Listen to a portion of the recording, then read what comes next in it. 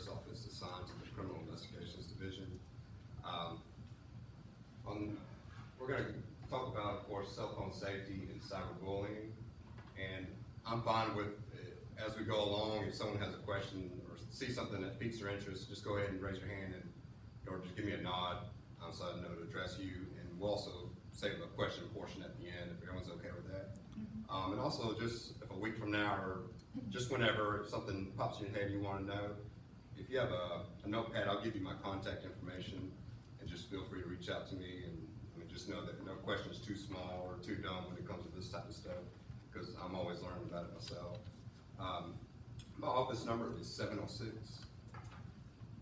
706-541-4024. And my email address is M as in Mark, then it's Kappa, C-A-P-P-A, at Columbia County, that's both words spelled out. Then it's S-O as in Sheriff's Office, .org, O-R-G. So, at least they made it easy enough, right? Right. Does anyone have a question or something you want to add before we get started? Okay, yes, ma'am. Real quick, I wanted to say that Mark has agreed to let us have his PowerPoint. We're going to share that in a wrap-up email, so don't feel like you need to take all the notes, right? Absolutely, absolutely. Do take notes, please. I just wanted to put that out there. Thank you. Yeah, thank you for adding that. All right, so just a little about me. I've been employed with the Sheriff's Office for 12 years now, which time has just completely flown by. I investigate cases involving with violent crimes, crimes against children and the elderly, crimes involving technology and cell phones, which usually these different types of crimes tie into each other a lot. So I've been dealing specifically with these types of cases about a year now, and I've just learned so much and constantly learning new things. So what we're going to discuss, what is cyberbullying, various social media sites and apps, and how to use them safely, specifically for children, the dark web, long-term effects of posting on the internet, specifically for children, how posting and texting negative content can affect children, and the various laws and punishment for cyberbullying. Okay, so cyberbullying is bullying that takes place over digital devices like cell phones, computers, and tablets, which I'm sure most kids and teenagers have some or all of these items by now. It occurs specifically through social media, SMS which is short message service, which we call text messages, and through instant messages. This is more of an old school technique. When I was a teenager, we had like AOL Messenger and Yahoo Messenger, those types of things, and through email. So aside from work, it's getting to where how often do we even send an email anymore to our loved ones? We just text each other all the time, I'm sure. Okay, so some of the more popular social media sites and apps that are out there, mine, anyone's way, or anyone's okay. Most of us know about Facebook, which is an online social media and social networking service company. There's Instagram, which is a photo and video sharing social networking service. Snapchat, which is a multimedia messaging app, which allows users to take quick videos, and they're only stored temporarily. The newer apps that are making their way are Discord and TikTok. Discord is designed for the video game communities, and it allows for voice and video chats, kind of like Skype. TikTok is used for creating and sharing short videos. So TikTok is kind of an amalgamation of Snapchat and YouTube. It's popular with kids nowadays. They just post these short little crazy videos, and people around the world can view them. Okay, so we're going to look at some social media age policies, and it's a little difficult to read. For some reason, when it transferred over, the alignment was off, so I apologize for that. But just know that most popular social media sites are off limits or provide limited access to persons under the age of 13. And just as a few examples, which these were taken straight from Facebook and Instagram, policies. It says that we try to make Facebook broadly available to everyone, but you cannot use Facebook if you're under 13 years old. And Instagram's policy says that we want our service to be as open and inclusive as possible, but we also want it to be safe, secure, and in accordance with the law. So we need you to commit to a few restrictions in order to be part of the Instagram community. And first of all, you must be 13 years of age. So just for the different parents out there, you know you have a child under 13 that has these types of accounts, just know they're not in compliance with the website's policy. And if you notice that these age restrictions are the first policy they mention, which there's a list of them that follow. So just know that this is a matter that ranks pretty high with them because they know the issues with child predators out there. So they just want to restrict that as much as possible. Okay. So when using social media, children should not give out personal information, especially to a stranger, or send photos that are sexual in nature. You want to make sure that your child's location settings are disabled, which you could accomplish through the settings app on their phone or tablet. And the reason being, when they post something online, say through Facebook, it tends to, what they call geotrack them. It'll explain their current location whenever they post that message. So we don't want predators or strangers knowing where they're at any given time. Ultimately, many predators may pretend to be a child.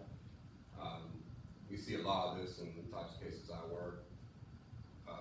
50-year-old man living in his mom's basement has reached out to a child pretending to be another 15 or 16-year-old, and they just kind of lure them in to the point where they want to meet with this child. So a lot of times we're able to intervene in time, and just unfortunately there's cases out there where sometimes law enforcement isn't able to. So it's best to know these types of things going in. If a child receives a call, a text, or a photo from someone they do not know, they should tell a parent or teacher and do not reply to it. And ultimately, they don't want to reply to it because they don't want to, like I said, get lured into this conversation where they start revealing certain facts about themselves or their families. It's easy to do so where maybe they think it's done innocently, which ultimately we know it's not. And it's best that children should be aware of online challenges that promote self-harm or suicide. Examples given are Blue Whale Challenge and the Momo Challenge. This is a new thing that's been circulating more lately.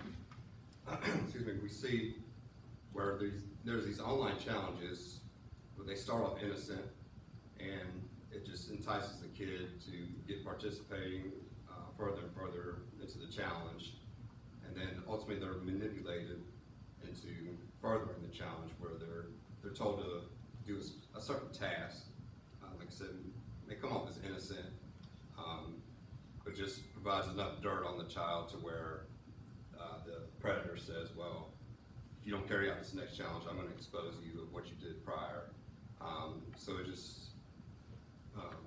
just gets perpetuated further and further, which ultimately, the idea is to get the child to hurt themselves through self-mutilation, cutting, or ultimately even suicide.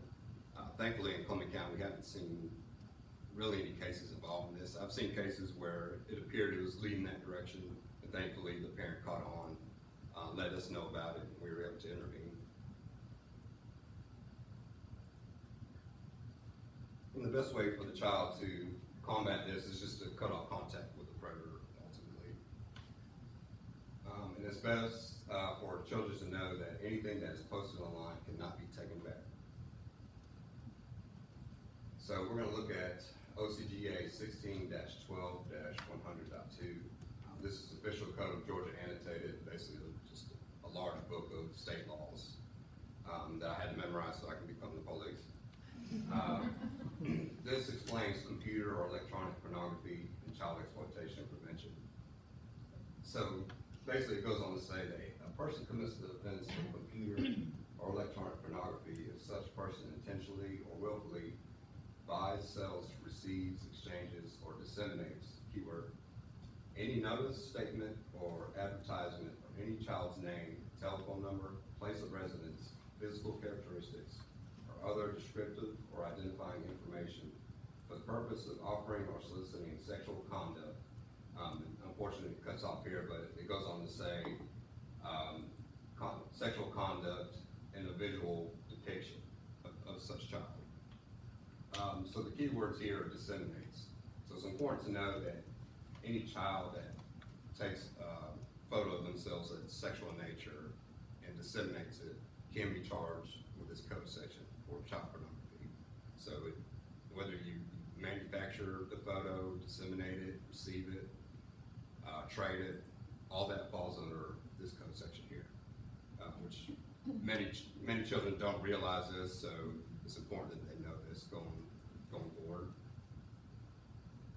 So things that children should consider is how many times has someone shared the post. Many times they'll think that, well, I deleted the post, so no harm, no foul. But they should consider how many people viewed it and shared the post. How many people saved the photo that was posted. So we've seen cases where a child took a picture of themselves that was sexual in nature at a certain age, and it came back, resurfaced years later when they thought they deleted it. So at times we have to intervene in those types of matters. It's also important to know that most social media sites keep records, and that law enforcement can get the information straight from the cell phone or from the social media sites. Now with this, of course, there's so much content that's posted to Facebook and Instagram and all these other apps. So they only retain the records for a certain period until new information has come along and erase the old data. So we sometimes just have a small window to get the information. So that's why the sooner it's discovered and reported to us, the better. And a lot of times when the child deletes content straight from their cell phone, we do have the ability to extract that data from the cell phone. Operates a lot like a computer with the hard drive registry. There's just certain cookie crumbs left from the data that we can get. And it's not always a sure thing, so sometimes it's just a shot in the dark as to whether or not we can get it.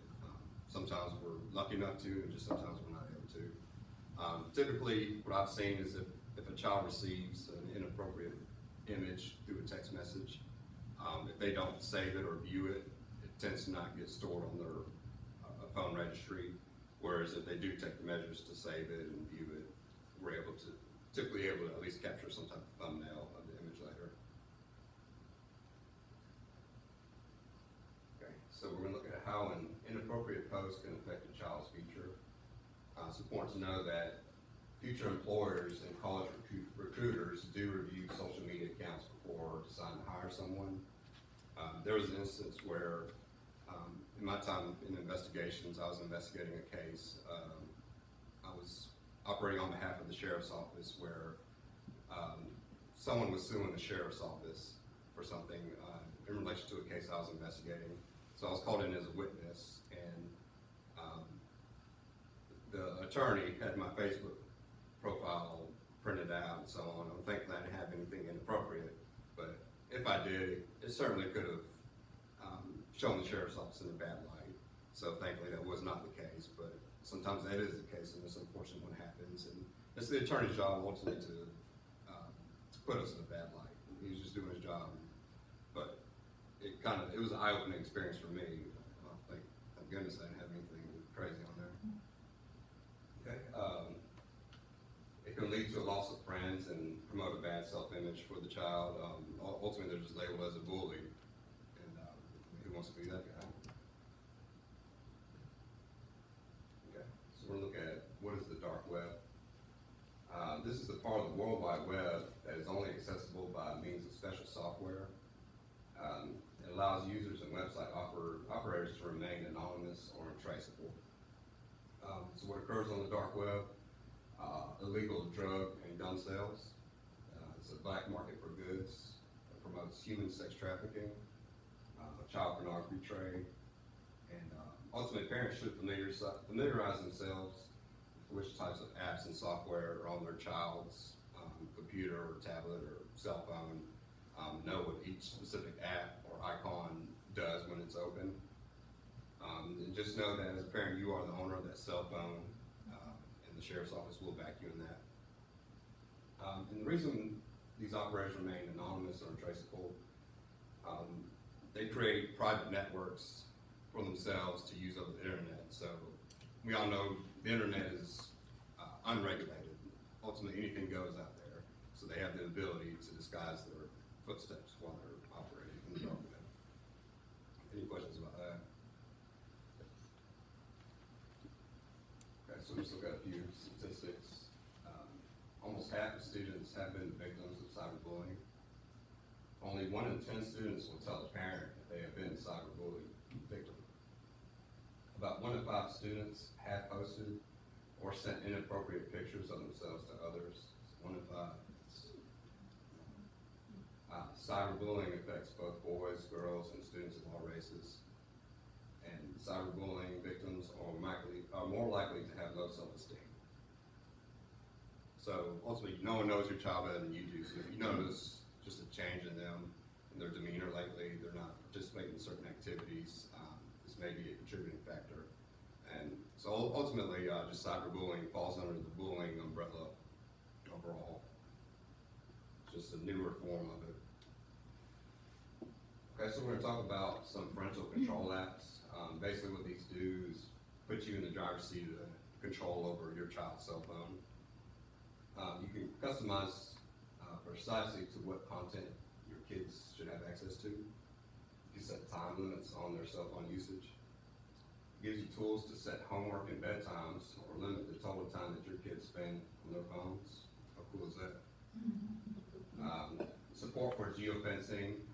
Also, you'll get alerts when their phone enters or leaves a specific area. Provides location tracking so that you can see where your child is. And this bottom line is cut off, and I don't remember what it says, but ultimately you can reach back out to me later and I'll fill it in. Okay. So what to do if your child becomes a victim of cyberbullying? First of all, they should tell an adult if the cyberbullying occurs. They'll want to keep the cyberbullying messages as proof that the cyberbullying happened, and then block the cyberbully to stop further harm. And this goes back to when I was explaining that sometimes we're able to extract data from phones and from social media sites, and just sometimes we're not. So it's not always a sure thing. That's why it's best just to, if they're able to save it and forward it to us, that's wonderful. Parents should talk to the parents of the cyberbully and or to the police. And this is more in line with when I was in high school, how things were handled. Parents sorted things out with other parents, and that was okay. Unfortunately, it doesn't seem to be the case nowadays for whatever reason. And depending on how big a cyberbullying problem is, the child could always change the number or just delete the social media account.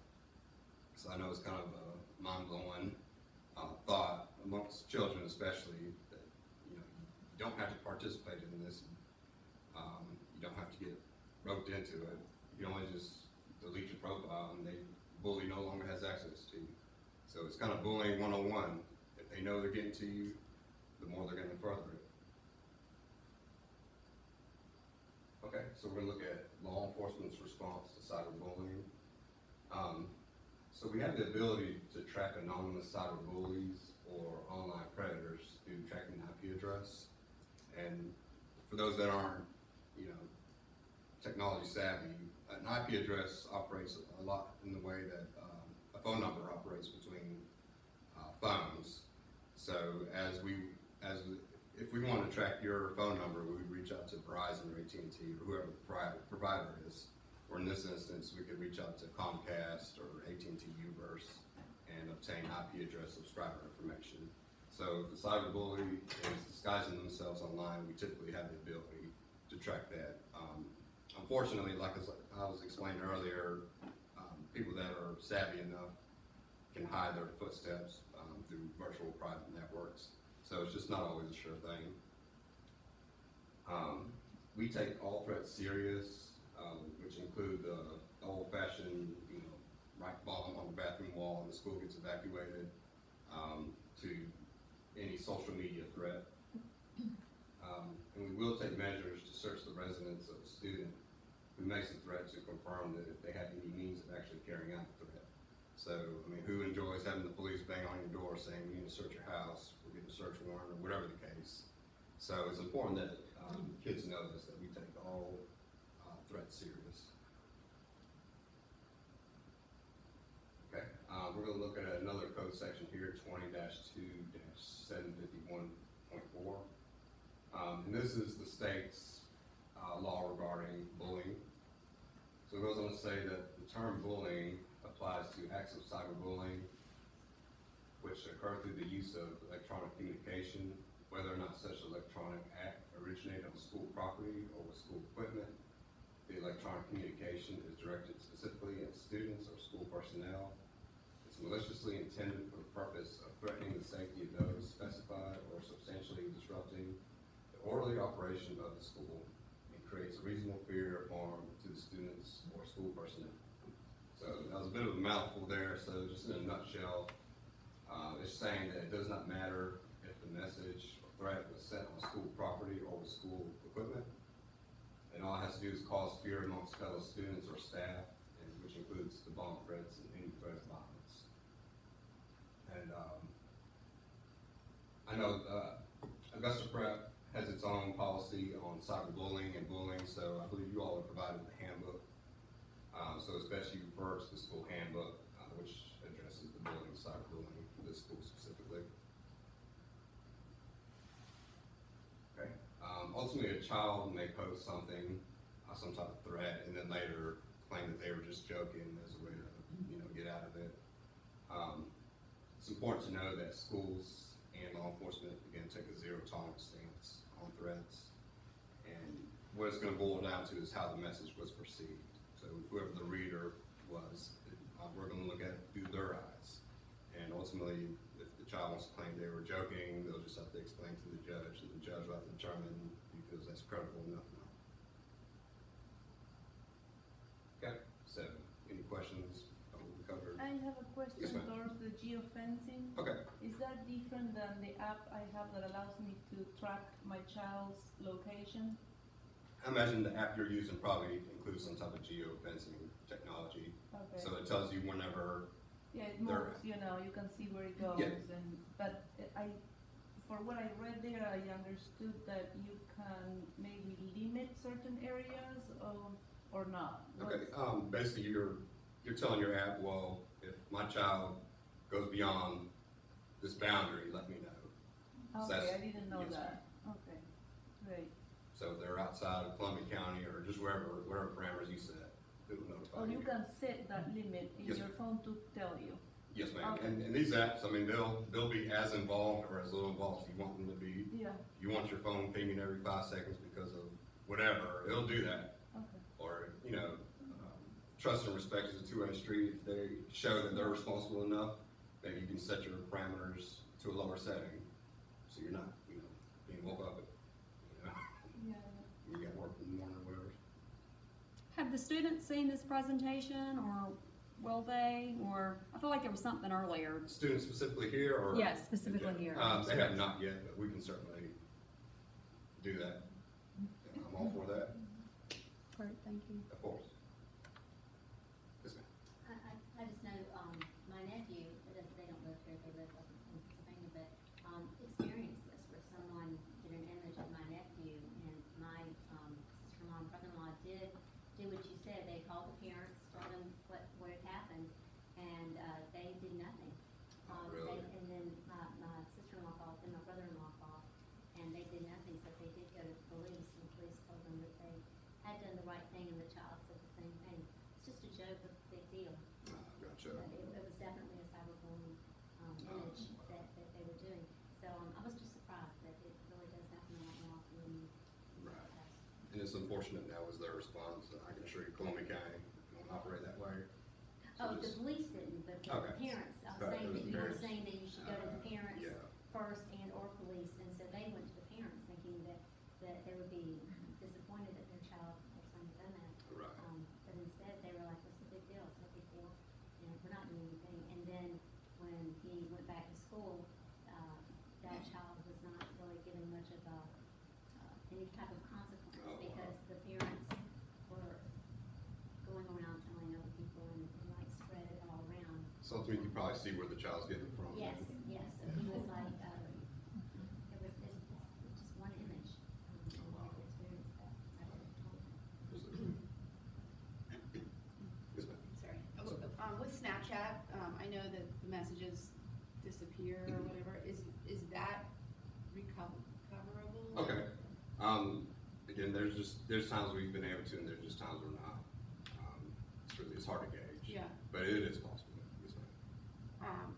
And the only reason I ask is there's been instances of supposed threats, you know, I'm gonna kick your butt, blah, blah, that kind of, and I imagine some of that's normal teenage kid stuff, but if there's, it's just here's, you know, Right. it's not real if you can't see it, Sure. and, you know, once a kid opens, and my son doesn't even have Snapchat, but, you know, kids then, I heard so-and-so do Right. this, and Kids this, and talk, this, yeah. and it's a fine line of knowing when it's a real threat and when it's not a real threat, and then there's no proof anyway, so it's, And unfortunately, it happens that way sometimes, and that's a dilemma for us. We want to intervene, but just sometimes there's just not enough further investigation.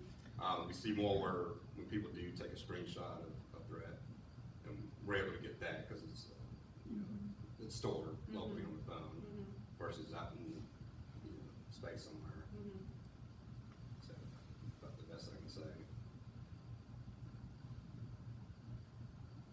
What about, I use this word spyware, but, you know, like just monitoring, I mean, yeah, because my kids have to get permission from an app, like, you know, it comes to our phone, will you allow to have, you know, the math app, whatever. But just like spyware in general, and I hate to use that word, but just like content of, you know, whether it's texting or what, I mean, we have restrictions on, they can't go to, you know, explicit music, they can't do this and this, but like, just in general of seeing the activity on the phone, does that make sense? I mean, what, is there a website you recommend, or you know, something you recommend that, you know, it's $30 a month to see everything that goes on that phone? I don't know, I'm certain it's out there. Okay, so the different parental control apps. Yeah. The different ones, I mean, probably the more you pay, the better service you're gonna get, like Sure, anything yeah. else. There's just different ones out there that have different capabilities. Okay. You may just kinda have to peruse through the different ones to see what meets your needs the best. Yeah. There's one that's been recommended called Bark. Okay, thank you, yes. So again, you have different levels, I think, of parental controls, but also what it's able to supervise Yeah. for you through different platforms. And so that's also one you can check into that has been recommended as one of the groups. Called Bark. Okay. Bob, B-A-R-K? B-A-R-K. Bark. We don't have incognito reception on the computers when kids are able to switch into incognito. Okay. Tracking and not tracked. Like how, is that something that parents can later access, or do you have to go to your provider to get into that? From what I understand about the incognito tab, it basically creates a private network for the child. So in instances like that, yes, it is hard to track. Is there any way to track if the child has accessed an incognito tab, or you just don't know? I don't know. I would recommend review the different parental control apps and see if they have that capability. Yeah, I haven't. Well, because You like, don't know, the And, kids are like on 5 sure. thing tabs at once, and then you think Yeah. they're doing their homework, and they have their headphones on, and then you come, they're like, oh, and then. and they switch out. And they're like, oh, I'm just playing, you know, whatever, and you're just like, I have no idea. And I think where the parental control app will come in handy is that just it does not allow their phone to be able to access that type of content, This is a computer, right? or on a computer. There's same technologies available on computers too. So. Yes, ma'am. In talking to kids, I have high school age kids, Okay. what do you find is their attitude on all of this? Because my children feel that they know it all, obviously, they're teenagers, and that they don't need to worry about this. And how do you respond to that? I mean, I don't want to scare them, but I want them to take the appropriate Right. precautions. Right. So, scare tactic is good. I don't know, what's your, in general, what do you get if you talk to kids? Okay. So do you feel like their understanding of repercussions just they're not aware enough, or do you feel like they're just ignoring it, or? Oh, no, I think my concern, I think they understand the repercussions. They do sports, their coaches have told them about the repercussions in group chats and things like that, and keeping things, don't say things that you don't want to be, continue.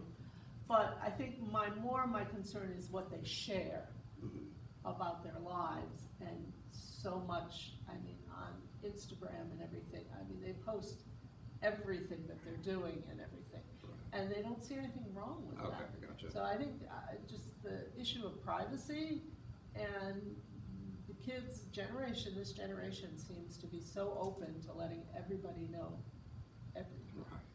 And I don't know, would you have any advice on that to the kids, or how would you, I don't know, it's like you wanna scare them like this. How do you make them realize Yes. what could later come in the future? Fortunately, there's no golden answer to that, because every kid is different and they're gonna react differently. I've seen some just kind of have that wake-up call and snapped out of it. It's just kind of one of those things, you know your kids better than we do, so. Like even on Snapchat, it's kind of scary because they'll bring up Snapchat when we're traveling, and they'll say, oh, I've got some friends in this area. So- And they can see who's visiting Right. Atlanta at the same time that they Right. are. Well, there's conversations in middle school about that, is that they found out that they had peers in the same area based on the Snapchat. Mhm. It was kind of monitoring, it's like, yeah, we saw so-and-so on spring break, didn't even know that they were gonna be there through Snapchat, which I wasn't even aware of that, capability. And it may just come down to that talk you have to have with your kid prior about what's acceptable, what's allowed from a parental standpoint. And if they violate that, or if you find out they violate that, then just the phone gets taken away, or whatever measures we should take. I think that, I've been thinking about it a lot, and, one of the problems we have now is that the only form some kids communicate is through a device. So I had a conversation the other day, I took away the phone from my daughter for the longest time, and somehow she had to communicate with someone. I said, well, call her, landline. Well, oh, no, I'm not gonna, that'd be I'm not crazy. gonna call. I mean, it was so embarrassing to call somebody on the phone. And I'm like, well, it's either that, or you are gonna be totally out of it for 20 days. So you make your choice. Here you have the phone, use the phone. So, and then I sat down with my husband, and my husband said, well, do you remember that we were growing up? He says, we would go and talk to our friends for 5 hours face to face, and they don't have that these days. They are at school with chores and times, and then they get out of school, they have their activities and life, as busy as it is, so nobody talks. And what people say through a screen would never dare to say to you on your Exactly. face. So that is the beginning of a big problem, for me at least. And I don't know, it's the existential problem these days, how they communicate. Exactly. That's the only channel, unfortunately. Absolutely. And sometimes you don't know, what to do. They have, Completely agree. the ability Could've to said better talk myself. face to face is not there anymore, like we all grew up. Yeah, I don't know if there's gonna ever be any changing it, Yeah. other than parents saying, we're taking your phone away for X number of days or whatever, when they get in trouble as a means of discipline or something. But it's almost like, these kind of issues aren't real to them. They think they're invincible, and it's not gonna happen to them. And I don't know if it's Yep. hearing more real experiences that maybe you have seen, that kids have encountered, or even having a child speaker talk to our kids, this is what I've gone through. This is how my life was ruined because of this, or maybe somebody that's in college or something that has gone through an experience like this. And maybe that's what we need. Maybe we need to have someone that has been there, that has had something, damaging to their reputation happen, talk to our kids to make it more real, because it's just, they're gonna just glaze over anything that we probably say to them about this, okay, whatever, Well, I think him standing up on stage too, packing heat in a bag. Yeah. Well, I'm serious. I You know, agree. I I just agree. think they need to, all of them, girls, boys. You know, I mean, it's There's just so impactful. so many layers of this, and I think that, you know, it's gonna have to be something that our kids are, you know, that we're constantly hitting them over the head with, you know, it's gotta be a conversation we don't stop having. And I think Um, understanding that this isn't a babysitter too, you know, Yeah. that you as a parent have to be aware of what your child is doing, when they come home, setting limits, being a parent, when it comes to their phone, when it comes to their device. Even in my question, working in with elementary age children and having elementary age children is, I almost look at video gaming for many of the kids who don't have phones, almost like a gateway. You Yeah. know? And there's so much friending, and you know, if you're wearing the ear piece, and so you can talk. Can you talk a little bit about what you see in terms of any of the games? You know, Fortnite, all of that. You know, how that is impacting children, child predators, all of that. Just, yeah, the Fortnite, that's age restricted, Right. so, What is the age restriction? I don't remember off the top of my head. You said 13? I think. Okay, gotcha. Sorry, you can probably Google and research it, but, most of these games like that are age restricted, so. So all the kids in the lower school that are on Fortnite are like. It's violation. Illegal. I have an 11-year-old son, and Yeah. I was the worst parent for not allowing him to be a part of Fortnite, and, you know, and there's a social component to it, like you were talking about the phone, it's like, oh my gosh, like, I'm gonna miss out on all of these things that are happening. And I mean, he was he was genuinely crushed, but Mommy, I don't know anything that they're talking about, I can't relate to them, because everybody got, you know, pulled into this Fortnite thing, and it just wasn't something that we allowed. I'm the worst parent ever, and now I'm gonna look at that 13. See, Mommy was following the rules. Yes. You know, 13. Just getting back to what you said, I think being the single parent who does the opposite of the norm, or what is generally accepted in the community, is very difficult. But I think setting the bar really high for your kid and knowing what your expectations are, for me, has been very important. So I always try to make the distinction for our kids that this is where I need you to be, not here. We're not gonna be here. These are not the people we're gonna spend the rest of our life with, and you're gonna need to look high and above. So I think, like you had said, as a parent, I think it's constantly making sure they know that just because everybody's doing it, not everybody's doing it. And the same thing with the drug meeting that you guys had here. I think it's really important for kids to know it's okay to be different, and different doesn't mean you're not accepted. And I think having that in association with this is very important, so they won't think, my kids do not touch Fortnite. They don't have any of that, but, you know, they have that same letdown of like, just like right now, everybody watched Endgame, you know, and I was like, well, it's, you know, sorry, you're gonna have to wait till you're age appropriate. So I think it's just being the hard parent, but also letting the kids know it's okay to be different, and being different is still means you're accepted, you're just not having to have those kinds of conversations or those kinds of interactions. So when you do talk to those kids, sort of fit that in there somewhere, Okay. because I think Okay. coming from you is a big difference from a parent by a big stretch. It really puts it in perspective.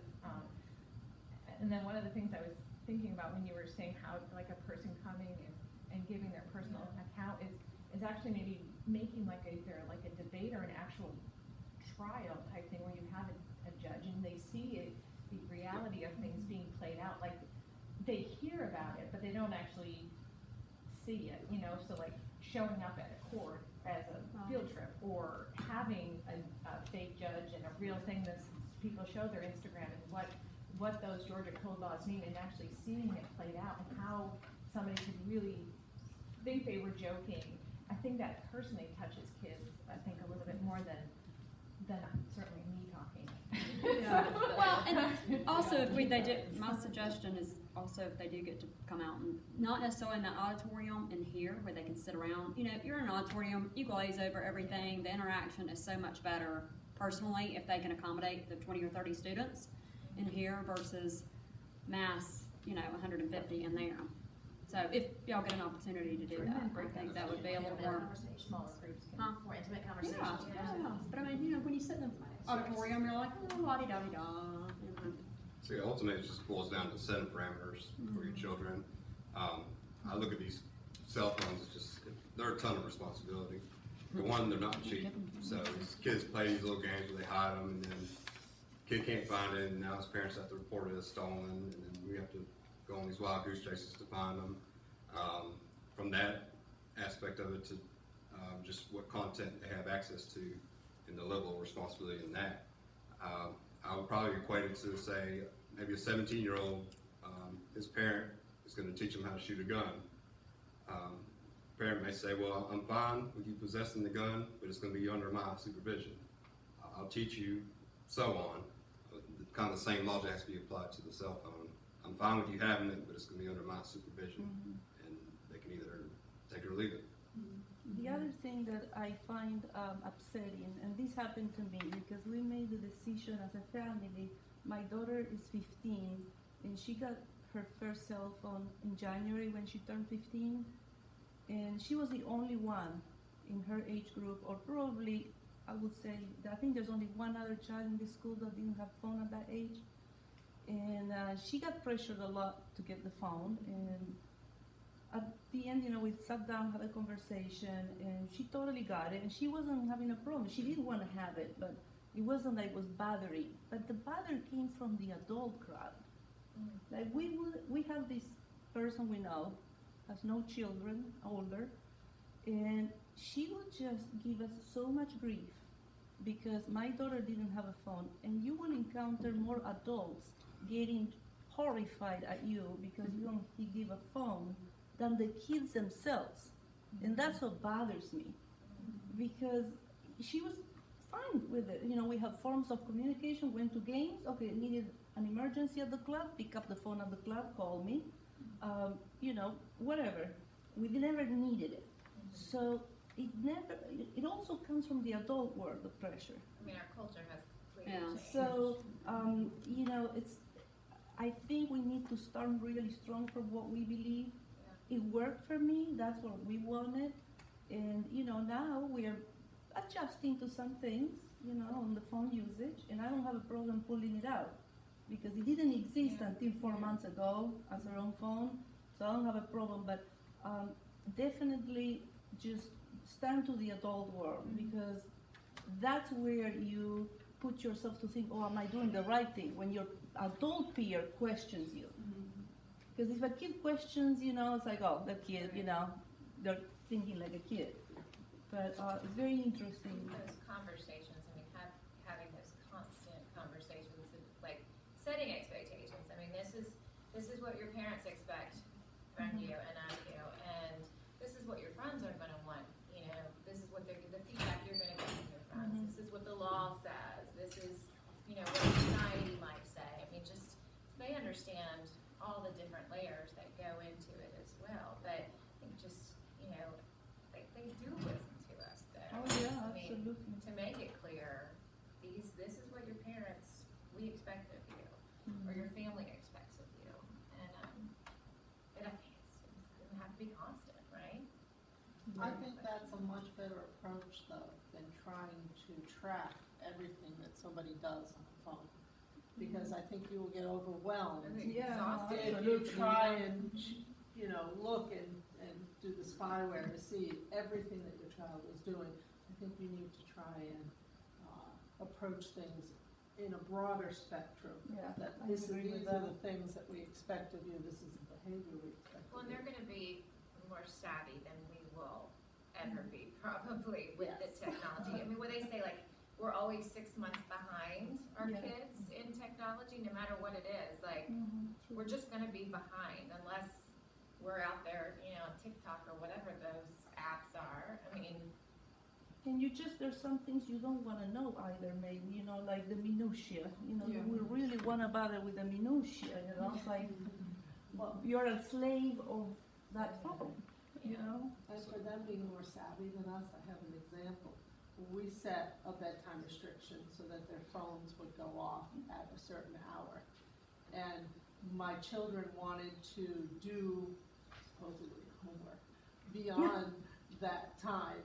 So they reset the clock on their phone so that at 10 o'clock, it wasn't 10 o'clock anymore, and that they could use their phones later. So they are more savvy than we are, and I never would have thought to do that.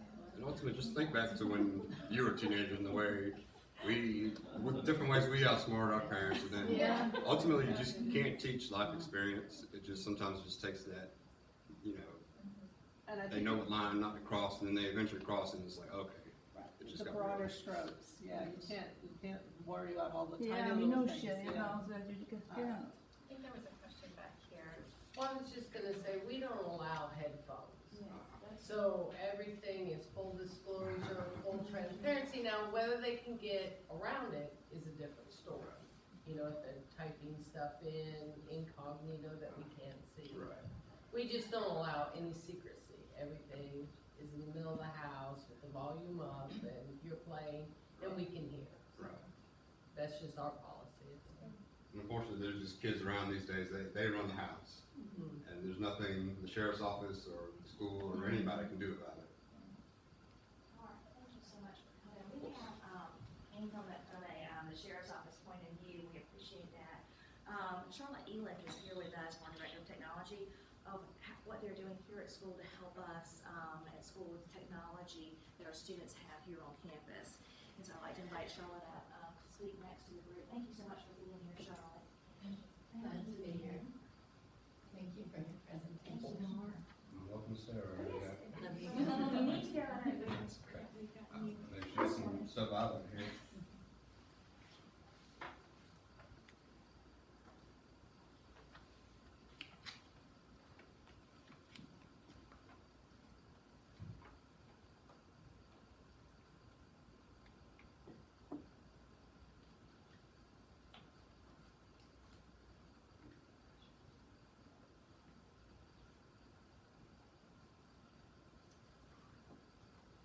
I'm trying to be mindful of your time this morning. I'm trying to keep my presentation brief. I know you may have more questions for Mark or for me. I've been here, I think this is my 7th year as technology director. And to tell you the truth, I'm kind of relieved that all I have to talk about is, what I was asked to talk about, is our tech safety and what we do at the school to help protect the kids. I loved your conversation and listening to you as concerned parents. So this is a picture that was taken yesterday from the College Days of celebration for the upper school. So these are our seniors. And that's, you know, as a college prep school, to produce these graduates who are ready to go on to college and be out in the world as an adult, that's our real goal. So that means that from preschool through grade 12 here at Prep, we have just a changing landscape and changing parameters that we're trying to deal with for the students. And as parents, you have growing children who are going through, you know, different abilities, different levels of sophistication, and different kinds of protections that you need to be thinking about. You'll never have the perfect answer that's going to work all the time because, as y'all have mentioned, things change. You know, you will be behind. More important is the conversations that you have going on with your kids. And our teachers do have some conversations, and we do have digital citizenship lessons that are taught in all the divisions, you know, and at age-appropriate levels. And then Kirsten, I had wanted to mention that Kirsten Pilot in her classes with the seniors most recently was talking about social media with that emphasis on branding and what do you look like to the external world versus with our younger ones, it's the idea of don't share the information just because someone's asking you the question. But we do have just some basics that I wanted to share with you. Anyone who connects to our network is going through our firewalls. That's a basic, it's a legal requirement for libraries and schools to have internet protection for the children. And so we have 2 firewalls in case one fails, they're actually right there. And we have a content filtering service so anyone who's connecting through our network, and for example, I tried to go to Playboy, and this is the block screen that I got. to a service that, blocks different categories of sites. So pornography is one that we block. Freeware, downloaded, where you can download a lot of software, we also block that. We have whitelists where we can put exceptions. We have a subscription because the list of pornographic sites, as you can imagine, changes all the time. So we could not have a person here who would keep an accurate list. So we do subscribe to that on an annual basis. So that's kind of the basic, anyone who's connecting to our network is going to be going through our firewall and getting that content filtering. As y'all have mentioned, phones, your children on their data plan are not connecting through our network. So even though they're here at school, if they're an upper-school student and have access to their phone, I was glad to hear that you were sharing ideas about how you manage that phone use, but their phone use at school, if they're on their data plan, we don't have any control over what they're doing. It's only when they connect through our network and get on our wireless. So if you think about technology use here at school, we have some iPads down in the lower school. For our youngest grades, we really don't emphasize technology use much at all. That second has a classroom set of Chromebooks that they share. Third and fourth, we have one-to-one Chromebooks that the school provides. And the middle school, if you're a middle school parent, you know that the middle school students bring Chromebooks to school, and our upper school students bring anything with a keyboard, basically. So we have kind of a sliding scale of what's going on. GoGuardian is a tool that we're using to manage the Chromebooks. It's a great tool for our teachers. It gives them some control over what goes on in the classroom. They can be very strict, or they can turn on a session and restrict their students to only going to a particular site. Most teachers do a lot of managing by walking around and looking what's on the students' screens, and so they will allow them to have a little freer reign.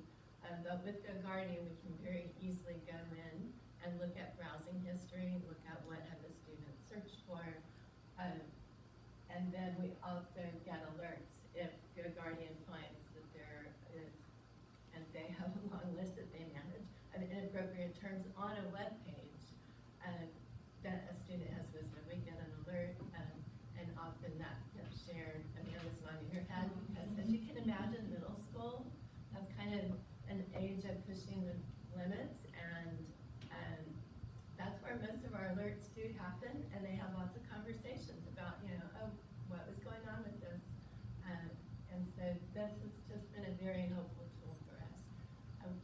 This only works with Chromebooks, and we do not have a tool for our upper school.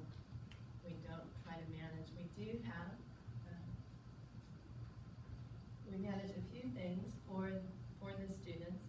Again, they have their phones.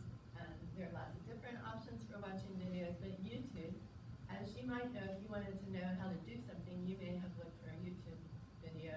That's a wealth of information. It's also a wealth of really inappropriate stuff. So if the students are going through our school network, and they will be limited to watching videos that have been approved by a teacher. And so I just wanted you to see that this is a tool. So I was logged in with it. It knows that I'm a faculty member. I could have approved the geometry video, and then it would have been available to the students. And so that's one way that we try to control YouTube. That's helpful. Yes. Let me just say that as you all have students that go into upper school, or have students in upper school, particularly when we are in term paper season or in the humanities and the history area, there are pages that your students will find themselves on they will be on that has particular topics that would have triggered an alert were we to use a software in the upper school, because they are doing, right now we have students doing the 60s, and so trust me, there's a lot of information on the 60s that would have triggered an alert, and these are presentations that they are putting together that we work with them on, and that's part of the approval process. Is why are you going to this page? What are you doing with the information on this page? Thank you. That's a Gmail icon. So I wanted to talk to you a moment about email. We do allow fourth grade students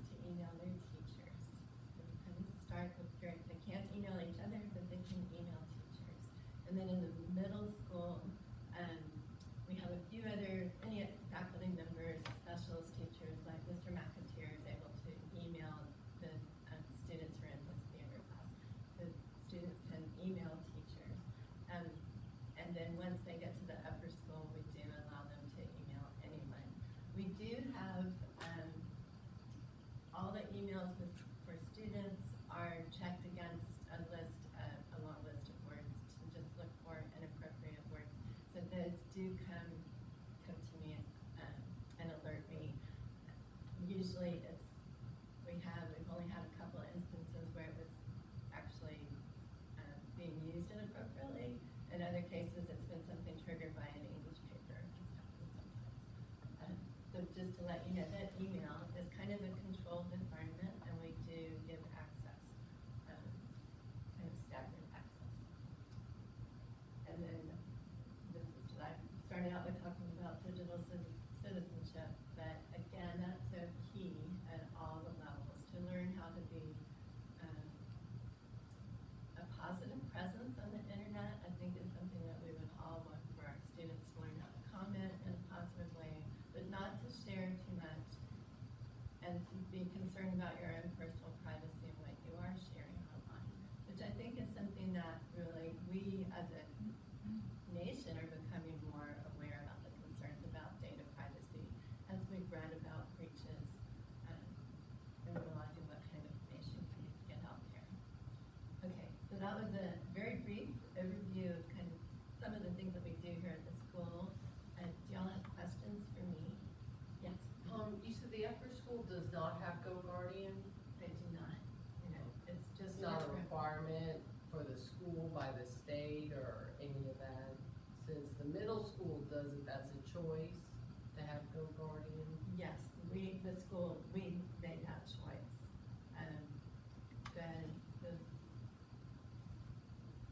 The legal requirements for us are rather minimal, actually. We were required to have the firewall with content filtering service, For upper school? Or for no? anyone who connects to our network. Schools and libraries that provide access to the internet have to do that. I think that it would be totally silly to install something like that when you are allowing them to have their phones with them. So why spending money on installing something for upper school when the kid is shopping on Amazon while it's listening to the history teacher? That's And very this is true. this is a fact, okay? So The that other is thing a to fact think that about- bothers me, how we cannot, keep the phones in the locker for upper school until the classes are over. Because there are kids, that are shopping in Amazon while they're listening to the history teacher. And let's not deny this fact, and I think that probably all of us know that. One of the things that I So- love about working here is that our teachers get to, they have the domain in their classroom. And so the teachers at our upper school have had a lot of conversations about phones, and they're certainly aware about the concerns and times when students are using their phones inappropriately. At the same time, those phones are amazing tools. Think about the access to information, that ability to Google something very quickly, or to, it gives them a tool so that, or they can be using a classroom tool such as Kahoot. So the phones are It's a double street, it's a double-way street, but it is one that exists that we need to acknowledge that there are a lot of people that are using them. There's people also that are ordering food through the phone. They are ordering things in the Amazon, and I need to talk about this because it's never said, it's known but never said. So I think it is a big element of distraction for a lot of people. And that kid that has a problem with focusing. So, and if you have particular concerns, I recommend you talk with the teacher. If you're aware. And I'm just voicing it because, we're putting things on the table here, and I think that it's good to know. Well, our in advisories, in the 8th grade, I have an 8th grade advisory class, and that's kind of, I've been trying to talk to them about the freedoms that come with the upper school, and I'm telling you, that cell phone use is like a huge, bonus for going into the upper school. They're really excited about that, but I'm trying to say, well, how are you going to be responsible? Having this extra freedom, what are you gonna do with that? And it's their understanding that the rule is it has to be either flipped over or away until the teacher has given, authorization to use. However, if that student hasn't brought their laptop that day, then it becomes their learning tool. And so, I'm not in the upper school to know for sure that that's off limits are, but I think there's just some loopholes, happening. And I don't know, the 8th graders are stoked about it. I'm just like, well, research says, and I'm trying to, why do we have to keep it in the locker, but then in a few months you're gonna let us and you're gonna go have it? It's like, that's a privilege that comes with being in the upper school, we're getting you ready, we're preparing you, we're having these conversations now, so you can make, responsible choices when you get to the upper school. May I also speak a little bit to this? In this environment of the library, it's a little bit different than in a classroom, that oftentimes when students are in here, they are in here of their own accord. And sometimes it's for specific tasks, but many times it's during their study hall. And so one of the things that PrEP is very focused on is engaging with students and preparing them to make wise decisions as they are moving into that college arena, as they are moving out into the larger world. And one of the things that I work with students in here, when they have those cell phones with them, is how are you engaging with that cell phone? Are you engaging with it for your benefit? Are you engaging with it in a way that is distracting to other people around you? And so this goes back to our overall philosophy, which we had prior to all of these devices, which is that instead of teaching children what to think, we are teaching them how to think. And so as we engage with them, you have more classes in 9th grade where the phones, the students know what the term off and away means. And so in 9th grade, they have many more classes where phones are off and away. Several of our 9th grade classes have boxes or whatever it is that students have to put their phones in when they go into the class. As they go on towards that 12th grade year, it becomes more of a responsibility of theirs to learn to use that in a responsible manner. In here, yes, many times they are in here and they know that I will hear when that goes from a person-to-person conversation to a person-to-digital interaction. They will also know that I will be up and often walking around. What we have found is that the timing is really good, in that junior year is a heavy year, and it is many times make or break year. And so as they are going from that very goofy sophomore period, and trust me, goofy is about the best descriptive term we have for that, going into that junior year when it's incredibly academic, early in the year, they have experiences where they learn that they either buckle down and get the work done, or they find themselves in a place that's a great big learning opportunity. And so that's where I have more of those conversations, is in that junior year, because they have more freedom at that junior year point, but they also have a world more of responsibility to get things done. And so this square footage in the library is a wonderful place where we have some of those conversations. By the time they hit that senior year, for the most part, they're making pretty good decisions. I teach a class called Navigating the Net, and just for y'all's information, one of the things that became obvious as we went through our last 2 class periods, where we talked about using social media to brand themselves going into their college years, and as they are looking for internships and looking to have jobs. And then the next lesson being on their use of social media. We did one first, and then we went to the next one. The students didn't know what they were answering as they were doing their homework, but I was able to take their information and collate it and determine, our students at the senior level use social media much less than the national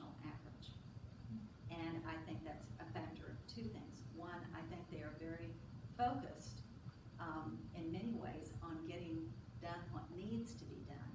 But two, I think by the time they are seniors, they have come through that learning process. But you can't go through the learning process if you're not given the opportunity to at times fail. I think you all probably know that in the middle school, we consider failure a huge learning opportunity. We think it's a safe place to fail because much learning comes from that. And the same holds true with using digital devices. We encourage their appropriate use in the classroom. We encourage students to learn how to use them appropriately independently. And yet we still have the safeguards that Charlotte's been mentioning. I don't have a problem with computers being used for that. I'm just specifically referring to the phone. But The- our upper that's, schoolers you know. almost exclusively use their phones. Yeah. Okay, When they that's have a okay. paper to write or something of that nature, they'll use their laptops. But for research and that type of thing, many, many times, they are using their phone, and probably 12 to 15 times a week, I still get asked, how may I print from my phone? Because they are using the phone to print their research material to the printer here in the library. Okay. They're really using their phones for, More than the computer, that's Yes. basically. Oh, I'm hearing that. absolutely, Okay. absolutely. I thought it was reversed, you know, they No, brought their no. laptop, and one of the reasons I bought that laptop was because I'm thinking, you don't need your phone, here's your laptop. Use They the use laptop, their you know? laptop primarily for the Okay. word processing Alright. aspect, or if they are creating digital images. Okay. And I think I that's the way didn't, the I world wasn't is. aware of that. Oh, no, Okay, and that's they why were we using wanna the give phone this versus the information. computer, I thought it was reversed. No, their Well, I their spent a lot phone of money in that is- laptop.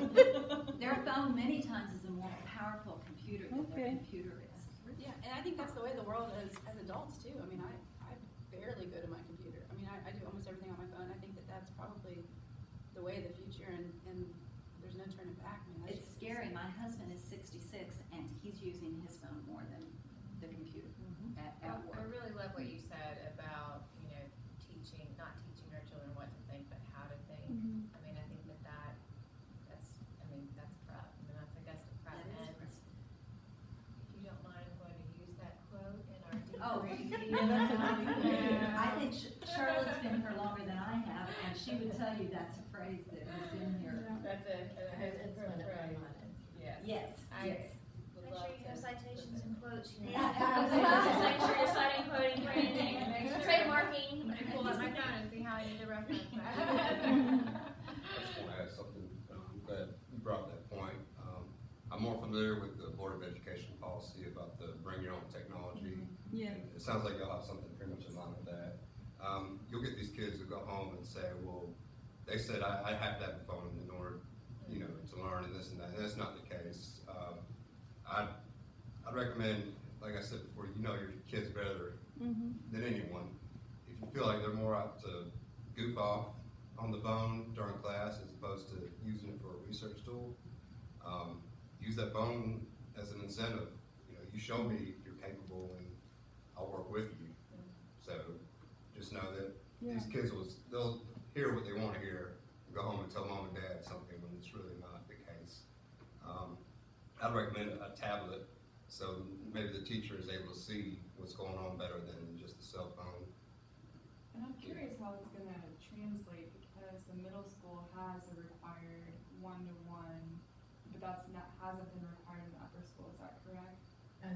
No, upper school students are required to bring a laptop, so the middle school students will bring their Chromebooks. So the Chromebooks though, because it was required to be a Chromebook, I'm wondering if the Chromebook will follow the students into the upper school. I'm just It wondering can, about many how of our the- upper I'm school wondering students how have that- Chromebooks. Okay.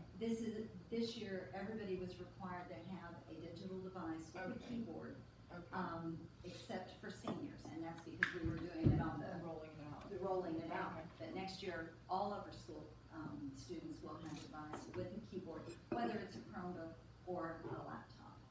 You know, it's, Do you think the Chromebooks that the children, like my daughter's, my oldest is in seventh, so the Chromebooks she bought in fifth grade, by the time she gets up to high school, will be so outdated it will have to get new? Oh, for sure. After 4 years, Yeah. you have a question about the problem with do you want my Chromebook? Show them what we're doing in here? I run this library off of a Chromebook.